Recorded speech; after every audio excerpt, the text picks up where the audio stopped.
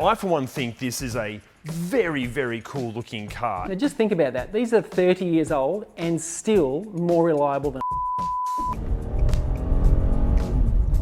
Yeah. Okay, in this video, we are going to be taking you through everything you need to know about the 10th generation Toyota Crown. We're going to show you how they've aged, what they like to live with and drive. We're going to tell you if we think you should buy one or not. Most importantly, we're going to show you everything that goes wrong with them. Let's start with the exterior.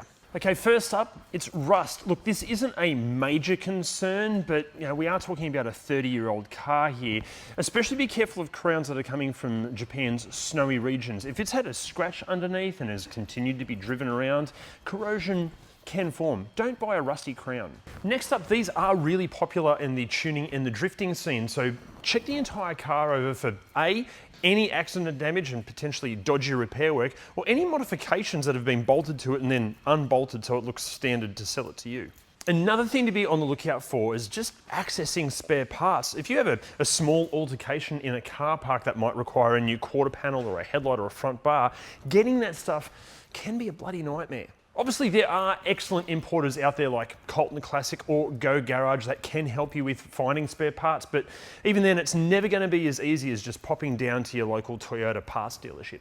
Okay, this is only a really small thing, only cosmetic, but some of the chrome, it's a 30-year-old car, some of this paint and the seal around the chrome parts can start to peel and deteriorate. And lastly, with the exterior, according to the owners, the paint is really, really high quality, although some owners seem to have attempted to wash their cars with a Brillo pad. Did you know the Crown has been produced in Japan since 1955? It holds the honour of being the longest running passenger car nameplate of any Toyota model, and the 16th generation was released in 2022. This, the 10th generation, or S150, existed from 1995 to 2001, and it was the first Crown to use a unibody style platform rather than a body-on-frame setup. Confusingly, this S150 moniker also represents the second generation Crown Majesta, which is basically an upmarket version of the Crown. Either way, these were built for predominantly the Japanese market, although more and more are popping up internationally thanks to the great import scene. And the vast majority will feature Toyota's famous 1J or 2J inline sixes. The Majesta is available with the V8. However, 2-litre petrol and LPG and 2.4-litre diesels were also available in Japan. Now, these less powerful engines, they are rarely available outside of Japan because they were mainly built to be taxis and fleet sales. Also, the majority of Crowns will be rear-wheel drive only, although there are four-wheel drive models out there as well. Now, to give you an idea of the size of this, if you haven't seen one in the metal, it's about that much smaller than a Mazda 6 sedan in almost every dimension. I know it looks way bigger in pictures, but in the flesh, it is smaller, but somehow it still looks very substantial. Now, I, for one, think this is a very, very cool looking car. It clearly is from the 90s, but it's diving hard into that retro cool 90s thing. Also, with a nice set of aftermarket wheels and maybe lowered just a smidge, it can emphasize its coolness. Now, pricing is where these things can get really interesting. They kick off from a bit over $10,000 here in Australia, and even in the most expensive versions are asking under 20 grand. Now that puts it head to head against the BMW E34 5 Series, the W210 Mercedes-Benz E-Class, and even a bunch of Holden Commodores and Ford Falcons. But if you're in the market for any of those cars, or really any car at all, please don't get ripped off with the wrong car finance. Hit the driver link down below because they exist to get you the very best possible deals on car finance in the easiest possible way. That link will give you all of the details, plus if you secure your finance via that link, we're going to give you $150 worth of free fuel. Did you know the Crown of this generation is available in two body styles, the hardtop and the sedan? I don't know what you're thinking, hang on a sec. Don't they both have hardtops? Well, yeah, they do, but the actual hardtop refers to this, frameless doors. And like any wonderful JDM car, when it comes to trim specs and variants, it can be utterly confusing. Let's try to make sense of all this. There are 7 trim specs to choose from, and these not only signify features and equipment, but also what mechanical package the car gets. Although these trim specs, they can vary depending on each example, and Toyota also honed the Crown over its entire life cycle. Another amazing thing with the exterior, how well the doors shut.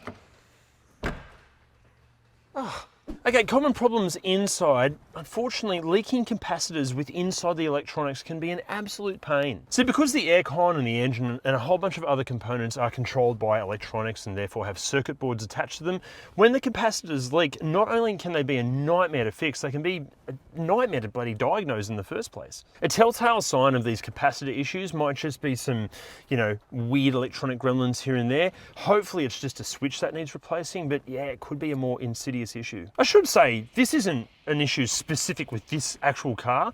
We're talking 30-year-old electronics. It's going to happen on a whole bunch of cars. Now, a few owners mentioned that replacing or changing the infotainment system can be way more of a faff around than you are expecting, although many landing in Australia, chances are this is already going to be done for you. Although in saying that, you're probably going to have to change the infotainment system anyway. The original systems, they don't have any phone connectivity at all, and they're all well past their use-by date. There's a high chance that you're going to need to understand Japanese to actually use it, so just budget for a quality aftermarket system. But besides all of that, that's about it for interior common issues. It is just another great example of fantastic Japanese build quality. However, something that you need to be on the lookout for are dodgy importers. Just make sure that the car comes with an auction report, an export certificate, and a compliance plate, and make sure all of the details all match. If they don't, or the seller can't provide them, do not buy that car. Just go and find another example. Plus, there are reports of odometers being wound back or replaced with lower mileage units, and you have to remember, getting an accurate history can be far more challenging than on something locally delivered. Basically, we just highly recommend sticking with trusted importers like Colton Classic that lent us this car.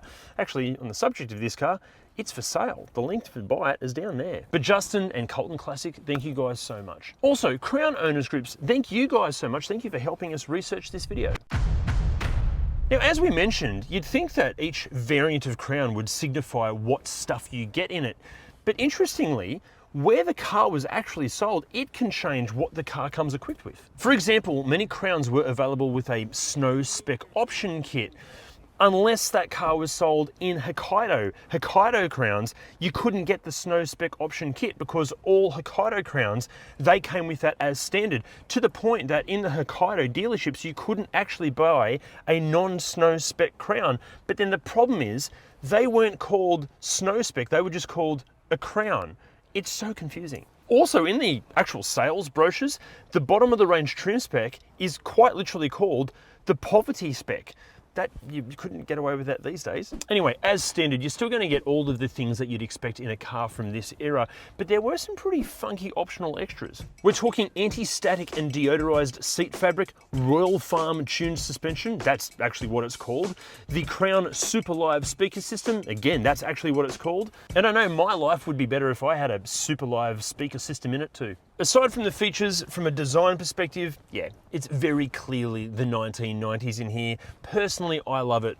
Although the steering wheel, this is pretty similar to what you're going to find in everything from Land Cruisers to Camrys. So maybe that bit's not as special, but yeah, I feel like I've stepped back in time in here in the best possible way. Also, another obvious sign from the 90s are the materials that are used. You've got this kind of dodgy looking fake wood trim, and all of this vinyl, I suppose, is, yeah, again, feels very 90s.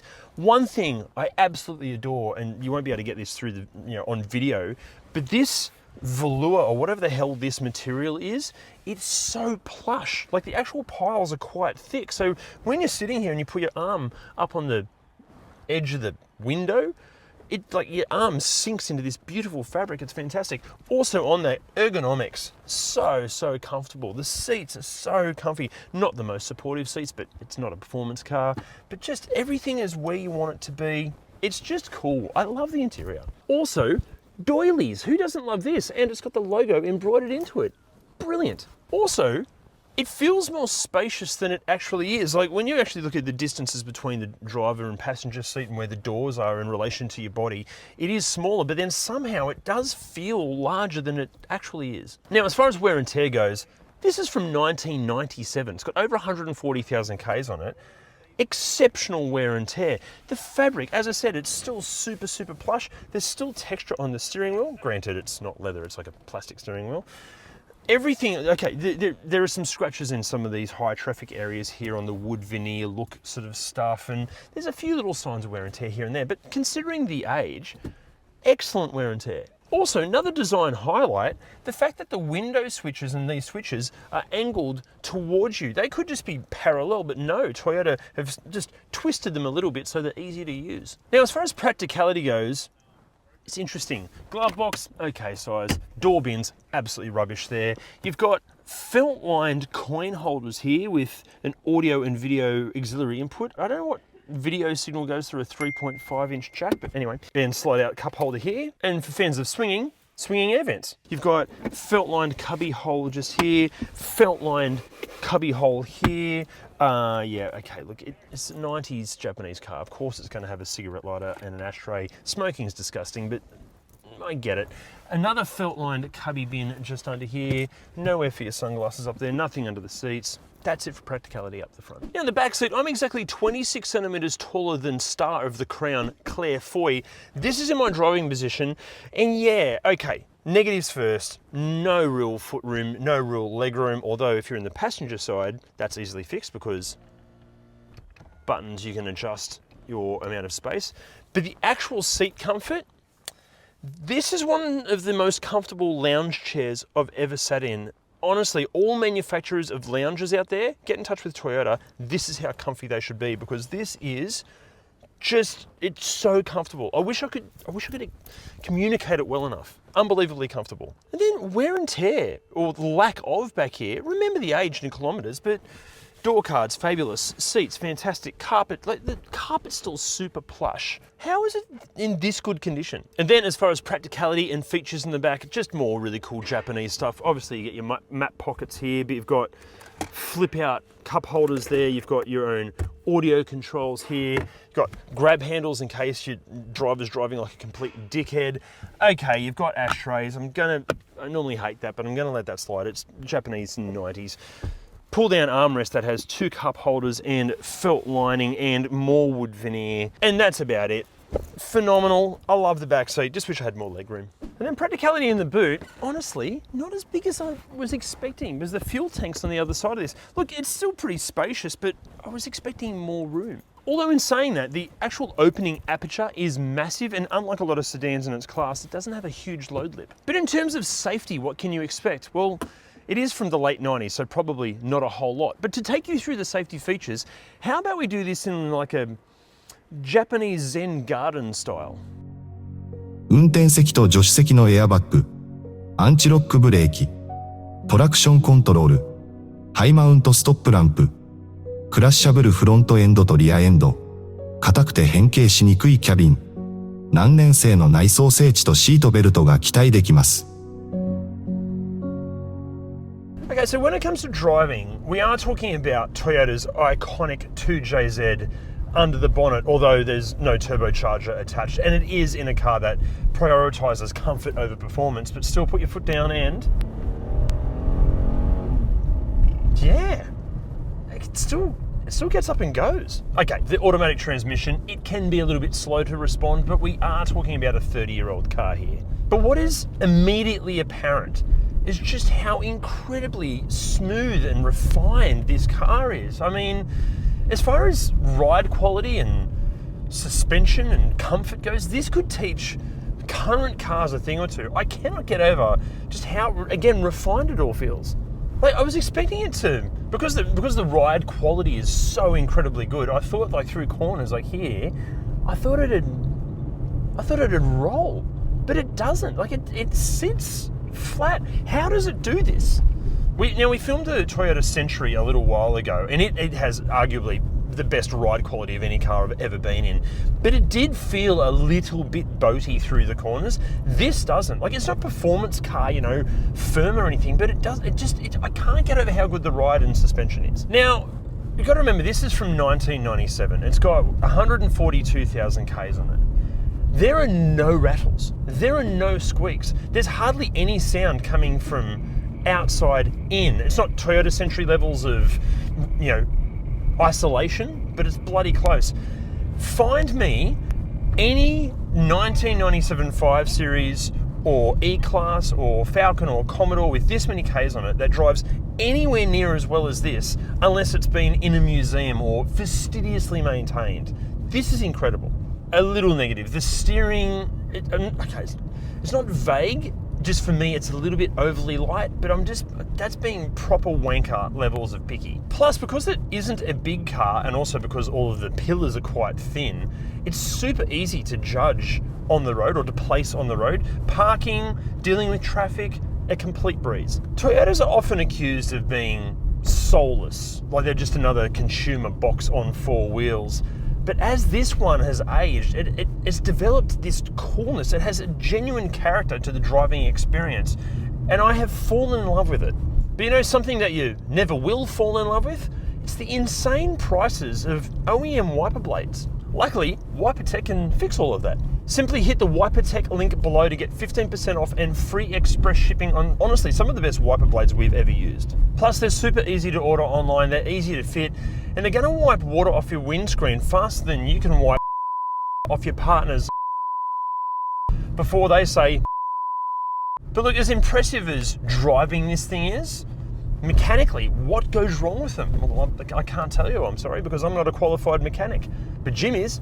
All of the engine options in these, the 1J, the 2J, the 1U, are arguably some of the most reliable domestic petrol engines ever made.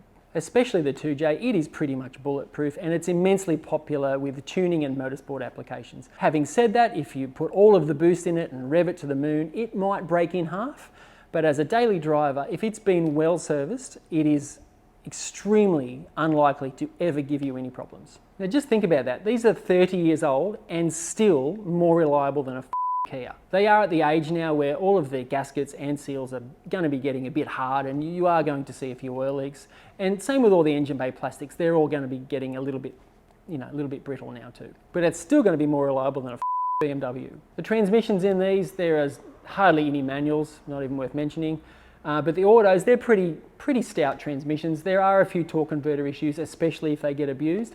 But if they've had a service at least once in their life, it's highly likely you'll get to 300,000 Ks without any issues. Now the age of these things, now you've got to remember these are almost 30 years old, and the climate that they have come from has to be considered. It's not just the engine bay plastics and rubbers you need to worry about, it's all the hydraulic systems and all the brake systems. They will all need a little bit of TLC at this age. But having said that, if it's been well serviced and kept out of the weather and hasn't been ruined with dickhead mods, chances are it's still going to be more reliable than pretty much everything of its age, and pretty much more reliable than nearly everything currently as well. And definitely more reliable than a Mercedes-Benz. So after all of that, should you buy one of these? Come on. Of course you should. My God, yes you should. In fact, if you're in the market for a BMW 5 Series or a Mercedes-Benz E-Class or a Commodore or a Falcon at this sort of price point, forget all of them, buy one of these instead. The European and Australian stuff cannot match this in terms of build quality or even reliability. Plus, this is just so much more unique and special. Also, the potential that this engine and entire platform has is incredible. Although, if the age-related and reliability issues are a little bit too much for you, maybe check out one of these instead. But if you weren't to buy that or this, what would you buy? Let us know in the comments. See you next time. We're going to show you what they're like to another thing. Now, oh God, your knowledge and expertise and advice was invaluable. Keep it simple, dickhead. Thank you so much for helping us.